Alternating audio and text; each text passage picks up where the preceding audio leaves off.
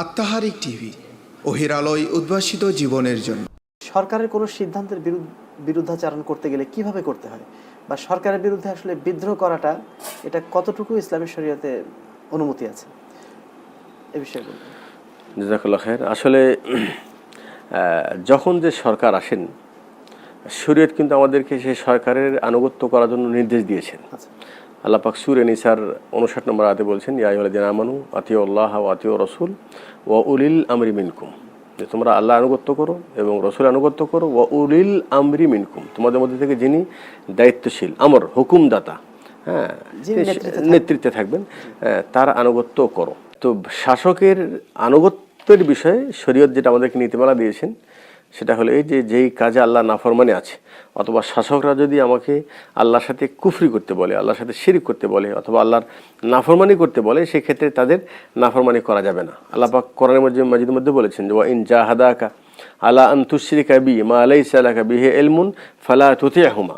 মা বাবার ক্ষেত্রে বলেছে যে তারা যদি তোমাকে শিরিক করতে বাধ্য করে, ফালা তুতি'হুমা, তখন তোমরা মা বাপের আনুগত্য করবা না। তো মা বাপ হোক, শাসক হোক, দায়িত্বশীল যেই হোক না কেন, মানে আল্লাহর নাফরমানি করার জন্য সে যদি হুকুম দেয় আমাকে যে তুমি এটা করো, তাহলে তার আনুগত্য করা চলবে না। আর একটা সেটা হলে সে আমাকে হুকুম দিচ্ছে না, হ্যাঁ, আমি করতে বাধ্য নই, কিন্তু তার মধ্যে অনেক মন্দ কাজ রয়েছে, হ্যাঁ, সে আমাকে বাধ্য করছে না, তাহলে সেই মন্দ কাজের প্রতিবাদ আমি কি বিদ্রোহ আকারে করতে পারবো কিনা, এটা একটা শরীয়তের কিন্তু একটা আকীদার বিষয়।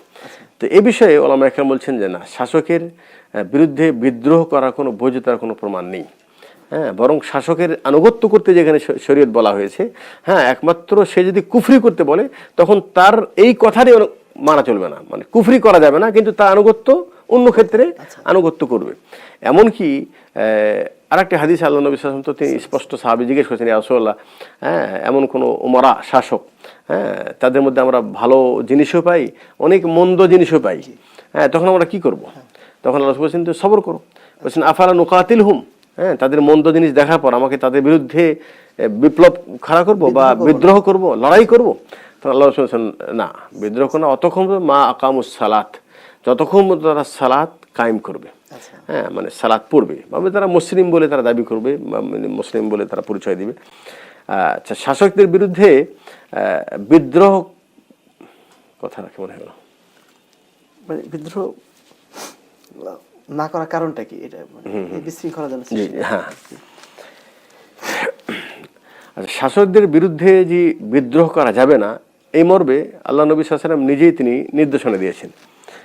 এ বিষয়ে আবু হুরায়রা রাদিয়াল্লাহু তাআলা আনহু থেকে বর্ণিত হাদিস, আল্লাহ নবী সাল্লাল্লাহু আলাইহি ওয়াসাল্লাম বলেন, ইন্নাল্লাহা ইয়ারদা লাকুম সালাসান ওয়া ইয়াসখাতু লাকুম সালাসান, আল্লাহ তাআলা তোমাদের জন্য তিনটা জিনিসকে পছন্দ করেন এবং তিনটা জিনিসকে তোমাদের জন্য অপছন্দ করেন। পছন্দ করেন কি? ইয়ারদা লাকুম আন তা'বুদুহু ওয়া লা তুশরিকু বিহি শাইআ, আল্লাহ পাক পছন্দ করেন যে তোমরা আল্লাহর ইবাদত করো এবং আল্লাহর সাথে কাউকে শিরক করো না। ওয়া আন তা'তাসিমু বিহাবলিল্লাহি জামিআন, তোমরা আল্লাহর রজ্জুকে সবাই একত্রিতভাবে মজবুত সহকারে তোমরা ধরে থাকো। ওয়া আন তানাসাহু মান ওয়াল্লাহুল্লাহু আমরাকুম, এবং তোমরা তানাসাহু মানে নসিহত করো, হ্যাঁ, মান ওই ব্যক্তিকে, ওয়াল্লাহুল্লাহ আমরাকুম, যেই ব্যক্তিকে তোমাদের দায়িত্বশীল আল্লাহ নিযুক্ত করেছে। মানে আল্লাহ পাক আসলে দায়িত্বের আসনে যারা বসে, হ্যাঁ, সে যে অবস্থায় এসে বসুক না কেন, সে যখন বসে যায়, সে যখন দায়িত্বশীল সাব্যস্ত হয়ে যায়, তখন কিন্তু আমাকে তার আনুগত্য করারই শরীয়ত নির্দেশ দিয়েছে। এটা আনুগত্য করার জন্য এই জন্য বলা হয়েছে যে যদি এখানে বিদ্রোহ করা হয়, তাহলে নিঃসন্দেহে যিনি দায়িত্বশীল থাকবেন বা যিনি সরকার থাকবেন, তার শক্তি অনেক বেশি। সেখানে আমরা কিছু লোক যদি বিদ্রোহ করি, তাহলে এটার দ্বারা কোনো ফল আসবে না, শুধু ক্ষতিগ্রস্ত হবে, বিশৃঙ্খলা সৃষ্টি হবে, মানুষ মারা যাবে। জি জি জি, যেটা সাধারণত আমরা দেখতে পাই, এটা হচ্ছে। এই জন্য আল্লাহ নবী সাল্লাল্লাহু আলাইহি ওয়াসাল্লাম তিনি এই কথা নিষেধ করেছেন যে এটা করা যাবে না। তো সরকারের আনুগত্য করার জন্য আল্লাহ পাক যেমন আমাকে নির্দেশ দিয়েছেন, এবং আল্লাহ নবী সাল্লাল্লাহু আলাইহি ওয়াসাল্লাম তিনি বলেছেন যে তোমাদের যিনি আমির বা দায়িত্বশীল বা শাসক, তাদের মধ্যে যদি কিছু ভুল পাও, তাহলে আনতানাসাহু, হ্যাঁ, তুমি তাকে নসিহত করো। আরেকটি হাদিস ইমাম আদ-দারমি থেকে বর্ণিত, আল্লাহ নবী সাল্লাল্লাহু আলাইহি ওয়াসাল্লাম বলেছেন, আদ-দীন ও আন-নাসিহা, দিন হলেই নাসিহা, নাসিহা মানে হলো কল্যাণ চাওয়া, হ্যাঁ। তো আল্লাহ জিজ্ঞাসা করেন, লিমান ইয়া রাসূলুল্লাহ, মানে কার জন্য কল্যাণ চাবো? তখন তিনি বলছেন লিল্লাহি ওয়ালি কিতাবিহি ওয়ালি রসুলিহি ওয়ালি আইম্মাতিল মুসলিমিন ওয়া আম্মাতিহিম, যে আল্লাহর জন্য কল্যাণ চাওয়া মানে আল্লাহর প্রতি ঈমান নিয়ে আসবে, হ্যাঁ, আল্লাহর প্রতি ভরসা করবে। আল্লাহর কিতাবের প্রতি কল্যাণ চাওয়া মানে আল্লাহ কিতাবের প্রতি ঈমান নিয়ে আসবে, রসুলের প্রতি ঈমান নিয়ে আসবে, তা আনুগত্য করবে। ওয়ালি আইম্মাতিল মুসলিমিন মানে মুসলমানদের যারা দায়িত্বশীল তাদের জন্য কল্যাণকামী হবে। এখানে একটা গুরুত্বপূর্ণ বিষয়, শরীয়ত কিন্তু আমাদের জন্য তাদের ক্ষেত্রে কল্যাণ চাওয়ার কথা বলা হয়েছে। হ্যাঁ, এখানে একটা আকীদার সংঘর্ষ আছে, মানে খাওয়ারিজদের আকীদা আর আহলুস সুন্নাত ওয়াল জামাতের আকীদা। খাওয়ারিজরা তারা কিন্তু তাদেরকে ধ্বংস করতে চায়, হ্যাঁ, মেরে ফেলে দিতে চায়, যে এই অযোগ্য, একে হত্যা করো। কিন্তু শরীয়ত বলছে যে না, তার জন্য কল্যাণ চাও। কল্যাণ চাওয়া মানে কি, সে যদি গোমরাহ থাকে তাহলে কিভাবে তাকে ইসলাহ করা যেতে পারে। জি, কল্যাণ চাওয়া মানে তাকে ইসলাহ করার চেষ্টা করা, ইসলাহ করার চেষ্টা, হ্যাঁ, ধ্বংস কামনা করবো না, তার জন্য ইসলাহের দোয়া করব, চেষ্টা করব। এখন বাদশাহ যিনি, তার যদি কোনো ভুল হয়, হ্যাঁ, তাহলে অন্যায় একটা আচরণ করে, তাহলে তার আমরা কল্যাণ কিভাবে চাবো, এটা একটা প্রশ্ন, কিন্তু আমরা কিভাবে চাইতে পারি। তো তার জন্য আমরা কল্যাণ কিছু চাইতেও পারি, এবং প্রথমে যেটা করবো সেটা হলেই যে আল্লাহর কাছে তার জন্য দোয়া করব, আল্লাহ যেন তাকে হেদায়েত দেয়, আল্লাহ যেন তাকে, হ্যাঁ, সঠিক জিনিস জানার তৌফিক দান করে, সে যেন, হ্যাঁ, এই দেশে ইসলামী রাষ্ট্র কায়েম করতে পারে, হ্যাঁ, মানুষের প্রতি যেন সুবিচার করতে পারে, ন্যায় ইনসাফ যেন করতে পারে, হ্যাঁ, সেই তৌফিক যেন আল্লাহ পাক তাকে দেয়। এই দোয়া আমরা তার জন্য করতে পারবো, এবং আল্লাহর কাছে এটাও চাবো, যদি আয় আল্লাহ তুমি আমাদেরকে এমন দায়িত্বশীল বানাও যে আমাদের জন্য কল্যাণকর হবে, আর যে আমাদের জন্য অকল্যাণ হবে আল্লাহ তুমি তাকে আমাদের কাছ থেকে সরিয়ে নাও। বিষয়টা আল্লাহর দিকেই সুবুর্দ করব। তারপরেও আরেকটি হাদিস থেকে আমরা ইঙ্গিত পাই যে আমরা যদি নসিহত করতে চাই, হ্যাঁ, তাহলে সেই নসিহত আমরা কিভাবে করব। এ বিষয়ে ইবনে আসিম, ওনার একটি বই আছে আস সুন্নাহ, সে বইয়ের মধ্যে উনি একটা হাদিস নিয়ে আসছেন ইয়াজ বিন গানাম থেকে। তিনি বলেন, আন্না রাসূলুল্লাহ সাল্লাল্লাহু আলাইহি ওয়াসাল্লাম ক্বাল মান আরাদা আন ইয়ানসাহা লিযি সুলতান। স্পষ্ট, যে ব্যক্তি বাদশাকে উপদেশ দিতে চাইবে, নসিহত করতে চাইবে, বাদশার কল্যাণ চাইতে চাইবে, ফালা ইয়াবদাহু আলানিয়া, সে যেন প্রকাশ্যে, মানে জনগণের সামনে যেন, হ্যাঁ, সরকারের সমালোচনা না করে। ওয়ালাকিন ইয়াখুদ বিয়াদিহি, হাদিসের ভাষা, কিন্তু তার হাত ধরবে, ফায়াখলু বিহি, এবং তাকে আলাদা নিয়ে যেয়ে, হ্যাঁ, ফাদা আলিক বলছে, আলাদা নিয়ে তারপরে তাকে নসিহত করবে। এটা উদ্দেশ্য হলো এই যে যিনি গোপনে যে তার সম্মানহানি না হয়।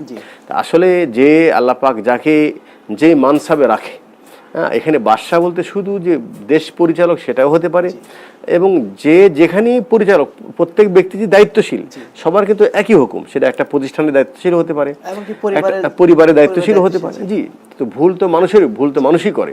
তো সেই ভুলটা যদি আমরা সংশোধন চাই, তাহলে যেইভাবে বললে, হ্যাঁ, আমি যদি সত্যি আন্তরিক হই, তাহলে আমার বাড়ির পরিবারে যিনি প্রধান, তিনি যদি একটা ভুল করে, তাহলে আমি যদি ওনাকে বলি যে আপনি এখান থেকে সরে যান, আপনি কেন ভুল করেছেন, আর 10টা মানুষের সামনে তাকে যদি আমি বেইজ্জতি করি, অপমান করি, তাহলে উনি কিন্তু এটা সংশোধন হবেন না, বরং এটার দ্বারা আরো পরিবারের মধ্যে বিশৃঙ্খলা ঘটবে, এবং পরস্পর আরো বেশি শত্রুতা বৃদ্ধি পাবে।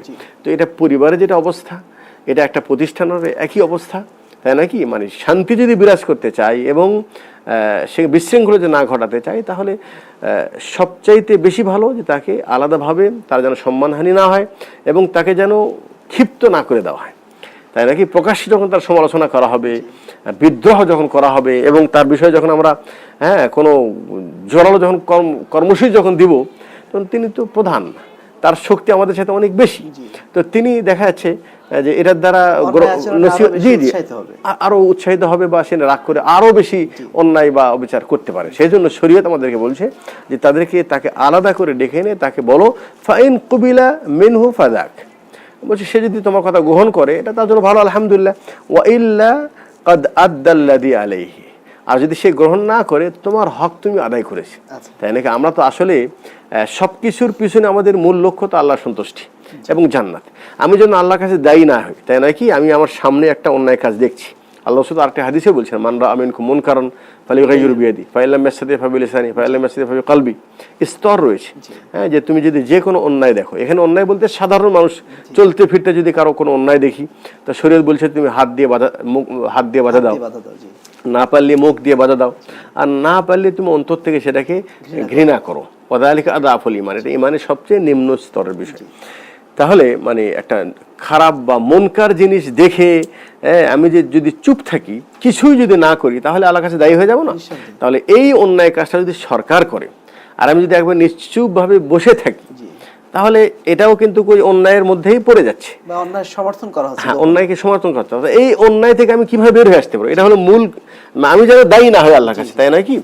এই এটার দুটা অর্থ। একটা হলেই যে আমি আমার সাধ্য অনুযায়ী, হ্যাঁ, আমি যদি বাহিরে তাকে নসিহত করার মতো কোনো পথ পাই, সেটা একটা চিঠি লেখার মাধ্যম হতে পারে, অথবা আল্লাহ পাক যাদেরকে এই মানসাবে রেখেছেন, যারা দায়িত্বশীলের কাছে যেতে পারেন, তাহলে নিঃসন্দেহে ওনারা ওনার কাছে যে ওনাকে নসিহত করবেন, এটাই মানে সাধ্য অনুযায়ী, জি, বৈধ পন্থায় প্রতিবাদ হতে পারে সেটা ভাষাটা, জি জি জি, কিন্তু উদ্দেশ্য থাকতে হবে নসিহত করা, তার মানে ধ্বংস করার উদ্দেশ্য যেন না, অকল্যাণের উদ্দেশ্য যেন না। জি জি। তাহলে কল্যাণকামী যদি আমি হই, তাহলে আমি তো তাকে নসিহত করে যেমন কল্যাণ চাইবো, এবং তার জন্য আমি দোয়া করেও তো আল্লাহর কাছে কল্যাণ চাইতে পারি। এই প্রসঙ্গে ইবনে ওসাইমিন রাহিমাহুল্লাহ তিনি একটি সুন্দর কথা বলছেন। তিনি বলছেন যে আমরা মানে রাষ্ট্রের কোনো ভুল যদি দেখি, তাহলে হিকমতের সাথে, কৌশলে আমরা মানে যে একটা বৈধ পন্থায় তাকে নসিহত করার চেষ্টা করব। তিনি আগেতে বলছেন লাস্তু উরিদু বিল হিকমাতি আস-সুকুত আনিল খাতা। উনি বলছেন যে এটার উদ্দেশ্য এটা নয় যে আমি একটা ভুল দেখার পর আমি চুপ থাকবো, তা নয়, এটা বলছি না। তিনি অত্যন্ত একটা খুব গুরুত্বপূর্ণ কথা বলছেন বাল নুআলিজুল খাতা লিয়ুসলিহুল আওদা। তিনি বলছেন আমি অবস্থাটা ভালো করার জন্য আমি চেষ্টা করব, মানে ওনার যে অবস্থা আছে এটা যেন ভালো পর্যায়ে যায়, এটা আমি চেষ্টা করব। ওয়ালা নুগাইয়িরুল আওদা, আমি অবস্থাটা চেঞ্জ করতে চাবো না। এটা হলো পার্থক্য আমাদের মাঝে আর অন্যান্য ইসলামী ভাই যারা আছে, হ্যাঁ, যারা নাকি মানে শাসকের বিরুদ্ধে সংগ্রাম করেন, হরতাল করেন, গাড়ি ভাঙচুর করেন, জোরপূর্বক তাকে নামানোর চেষ্টা করেন, এবং তারা বলে যে না, হ্যাঁ, তারা যোগ্য না, আমরা যোগ্য। হ্যাঁ, শরীয়তের ভাষায় তো এটাও বলা যাবে না। আল্লাহ বলছেন লা তুযাক্কু আনফুসাকুম, তুমি নিজেকে ভালো বলো না। এবং আল্লাহ পাক সূরা আলে ইমরানে বলছেন যে কুলিল্লাহুম্মা মালিকাল মুলক তুতিল মুলকা মান তাশা। হ্যাঁ, রাজত্ব তো আল্লাহর হাতে, আল্লাহ যাকে চায় তাকে বসায়। তবে আমাদেরকে মানে রাষ্ট্রীয় ক্ষমতা চাইতে বলা হয় নাই, এমনকি আশাও করতে বলা হয় নাই। আল্লাহ পাক বলছেন যে ওয়াদাল্লাহুল্লাযীনা আমানু মিনকুম ওয়া আমিলুস সালিহাতি লা ইস্তাখলিফান্নাহুম ফিল আরদ কামা ইস্তাখলাফাল্লাযীনা মিন ক্বাবলিহিম। সূরা নূর 55 নম্বর আয়াতে আল্লাহ পাক বলছেন যে আল্লাহ পাক ওয়াদাবদ্ধ, তিনি ওয়াদা করেছেন তুমি যদি আল্লাহর পথে সঠিক ঈমান নিয়ে আসো এবং আমলে সালেহ করো, তাহলে আল্লাহ পাক তোমাদেরকে পূর্বের মানুষের ন্যায় তোমাদেরকে খেলাফত দান করবেন। তাহলে এটা আল্লাহর কর্তৃত্ব, এটা ঠিক আছে। তখন আমাদের যাদেরকে আল্লাহ পাক দায়িত্বশীল বানিয়েছেন, সেটা রাষ্ট্রীয় পর্যায়ে হোক বা একটা প্রতিষ্ঠানের প্রধান হোক, সেখানে যদি আমরা যোগ্যতা যাচাই করি যে যিনি প্রতিষ্ঠানের প্রধান তাই চাইতে আমার যোগ্যর বেশি, হ্যাঁ, তাহলে আমি এটা যদি বিদ্রোহ করি, তাহলে এটার দ্বারা কিন্তু কল্যাণ আসবে না, আমি তার কল্যাণ চাইব না। হ্যাঁ, এটা একটা আকীদার বিষয় যে আল্লাহ পাক তাকে ওই মানসাবে বসাইছেন, আল্লাহ পাক তাকে এই সম্মানে সম্মানিত করেছেন, আপনি এটা মানেন।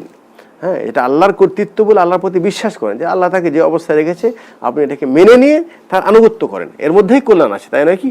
আর যখনই আমি তার চাইতে উত্তম বলে দাবি করবো, তাই অহংকার চলে আসলো, তাকাব্বুর আসলো, তাই নয় কি? এবং আরেকজনকে ছোট করা হলো, এটাই শরীয়ত নিষেধ করেছে। এটা মানে পারিবারিক ক্ষেত্রেও হতে পারে, একটা প্রতিষ্ঠানের ক্ষেত্রে হতে পারে, সরকারের বিরুদ্ধেও হতে পারে। আমাদের এই বক্তব্য থেকে আবার যেন কেউ এটা মন্তব্য না করে যে আমরা মানে একেবারে পরিপূর্ণ চুপ থাকতে বলছি সরকারের বিরুদ্ধে, না, এমনটা নয়। সরকারের বিরুদ্ধে প্রতিবাদও করা যেতে পারে, হ্যাঁ, কিন্তু তবে বিষয়টা অবশ্যই যেন হয় বৈধ পন্থায়। বৈধ পন্থায়। আরেকটা বিষয় সেটা হলো ওলামায়ে কেরাম সবচেয়ে কথা বলছেন। দেখেন, মুসা আলাইহিস সালামকে যখন আল্লাহ পাক ফেরাউনের কাছে দাওয়াত নিয়ে পাঠিয়েছিলেন, তখন বলছেন ওয়াকুলা লাহু কাওলাল লাইয়িনান। সে বাদশা, সে তো জালিম বাদশা, নিজেকে রব বলে দাবি করেছে। হ্যাঁ, আল্লাহর কাছে অনেক শক্তি আছে।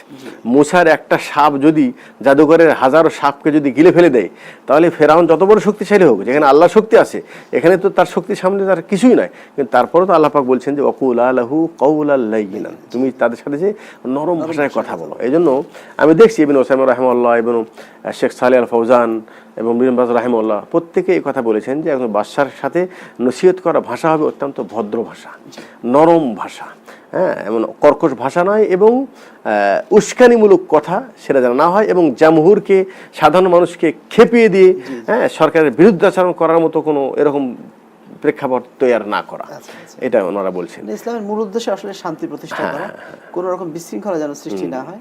আর শাসকের বিরুদ্ধে বিদ্রোহ করলে স্বাভাবিকভাবেই একটা বিশৃঙ্খলা সৃষ্টি হবে এবং সেখানে অসংখ্য নিরপরাধ মানুষ মারা যায় বা অন্যায় অত্যাচারের শিকার হয়। তবে এখানে আরেকটা জিনিস যোগ করা যেতে পারে, সেটা হলে যে সৌদি আরব বা আরব দেশের প্রেক্ষাপট আর আমাদের দেশের প্রেক্ষাপটটা একটু আলাদা। ওখানে রাজতন্ত্র আছে, ওখানে বাহিরে প্রকাশ্যে কারো কিছু বলার কোনো নিষিদ্ধ, এবং বললেও সেটা কোনো কার্যকরী হবে না, সেটা বাদশা পর্যন্ত সেটা পৌঁছানোর কোনো সম্ভাবনা নেই। এবং সেখানে মজলিসে শুরাই ওলামা একরাম আছেন, মাশায়েখ আছেন, ওনারা নসিহত করার মতো সুযোগ আছে, ওরা নসিহত করতে পারে। হ্যাঁ, সিস্টেম আলাদা। কিন্তু আমাদের এই গণতান্ত্রিক দেশে যেখানে জনগণকে নিয়ে সরকার ভাবে এবং সরকার জনগণের কথা শোনে, তো সেই ক্ষেত্রে আমরা মানে একেবারে সরকারকে নাম নিয়ে তাকে ভর্ৎসনা না করে আমরা নসিহতমূলক সুন্দর ভাষায় আমরা পরামর্শ দিতে পারি যে এই জিনিসটা হারাম, শরীয়ত এটাকে হারাম করেছে, হ্যাঁ, আমরা হালাল থাকতে হারামের দিকে কেন যাব, হ্যাঁ, এই জন্য আমাদের দায়িত্বশীল আল্লাহ যাদেরকে বানিয়েছেন তাদের উচিত, এই ধরনের মানে সুন্দর ভাষায়, হ্যাঁ, যেন এটা তারা সংশোধন হয়। হ্যাঁ, সবচেয়ে উস্কানি দিয়ে তাদেরকে উল্টা আমাদের উপর যদি আক্রমণাত্মক করে দিই তাহলে সমাজের মানে একটা সবচেয়ে বড় কথা সেটা হলো দিন ও নাসিহা। এটা একটা অত্যন্ত ডিপ গুরুত্বপূর্ণ কথা। দিন হলো কারোর জন্য কল্যাণ চাওয়া। এটা আমার জন্য কল্যাণ চাচ্ছি, আমি আরেক ভাইয়ের জন্য তার জন্য বেশি কল্যাণ চাওয়া, এটাই হলো দিন। মাকাসিদ শরিয়া যদি আমরা বুঝতে পারি, শরীয়তের উদ্দেশ্যটা কি আসলে, এটা যদি আমরা অনুধাবন করতে পারি, তাহলে আমরা মনে হয় বিষয়টার বাস্তবতা বুঝতে পারবো। আর যদি আমরা সাধারণ মানুষের দৃষ্টিকোণ থেকে দেখি, আবেগের দৃষ্টিকোণ থেকে দেখি, তাহলে মনে হবে এটাই সরকার অন্যায় করছে, কেন আমরা তার বিরুদ্ধে জি জি জি আবেগ দিয়ে জিনিসটা বোঝার চেষ্টা করলে ভুল হবে। আশা করি দর্শক যারা শুনলেন যে মাকাসিদ শরিয়া অর্থাৎ শরীয়তের উদ্দেশ্যটা যদি আমরা বুঝতে পারি, তাহলে নিশ্চয়ই আমরা ইসলামের যে একজন রাষ্ট্রপ্রধানকে আনুগত্য করার যে হিকমত বা তার বিরুদ্ধে বিদ্রোহ না করার যে হিকমতগুলো আমরা বুঝতে পারবো ইনশাআল্লাহ। ইতিহাস থেকেও যদি আমরা এখানে একটু যোগ করতে পারি যে আহমদ বিন হাম্বল রাহিমাহুল্লাহ, তিনি ইমাম, হ্যাঁ, তার উপর জালিম বাদশারা কত প্রহার করেছে, হ্যাঁ, তিনি তো ইমাম, তার তো ওনার তো প্রভাব কম ছিল না, ওনার ছাত্র সংখ্যাও কম না। তিনি একটা কথা বলে জনগণ তার জি উনি কিন্তু বিদ্রোহ হলেন না। শুধু তিনি কেন, ইসলামের ইতিহাসে যদি দেখি ইবনে তাইমিয়া রাহিমাহুল্লাহ কতবার জেল খাটলেন, কিন্তু রাষ্ট্রের বিরুদ্ধে তিনি ওনারা কখনোই বিদ্রোহ করেন নাই। ঠিক আছে, বিদ্রোহ করেন নাই। আর আসলে বিদ্রোহের এটা সূত্রপাত যেটা করেছে এটা খাওয়ারিজ থেকেই শুরু হয়েছে। খাওয়ারিজ বা শিয়া, হ্যাঁ, এখনো যারা বিদ্রোহ করছে, হ্যাঁ, তাদের মধ্যেও কিন্তু এই আকিদার মিশ্রণটাও, এই শিয়াদের আকিদার মিশ্রণ আছে বা খাওয়ারিজের আকিদার মিশ্রণ রয়েছে।